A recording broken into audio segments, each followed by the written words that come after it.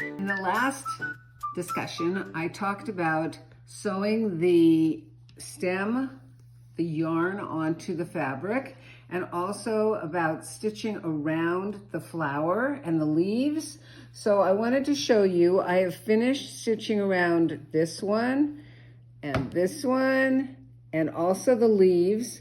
I have not stitched on the stem, but over here, I wanted to show you how I laid out my pieces using the freezer paper like we talked about, so that I knew exactly what direction each wool piece went, and then I pinned it down, and you can see here, this is what the stem looks like when you do 2 layers of yarn and couch them down.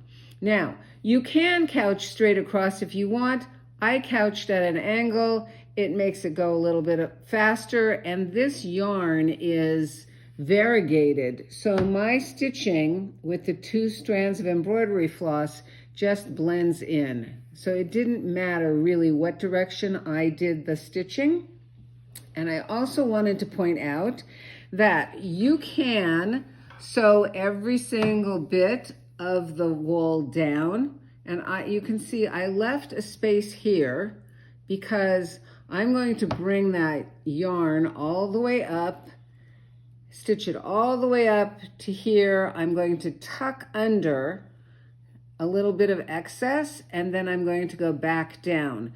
That way I don't have to tie knots. I can just use the embroidery floss to tack it in place, and then I'll head back down and go off the end of my piece. But back to the stitching, you can see that this one, I stitched every single little part of the wool down. This one, I left the ends loose. So I stitched to about here and then moved my needle over underneath and started stitching back up. So if you want a more dimensional flower, this is going to be a wall hanging. So you can leave these tips loose if you like more dimension, or you can stitch it all down the way I did.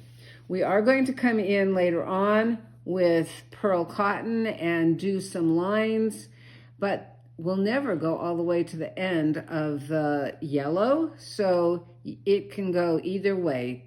Just up to you what your taste is and what you're looking for in your piece. We'll see you soon.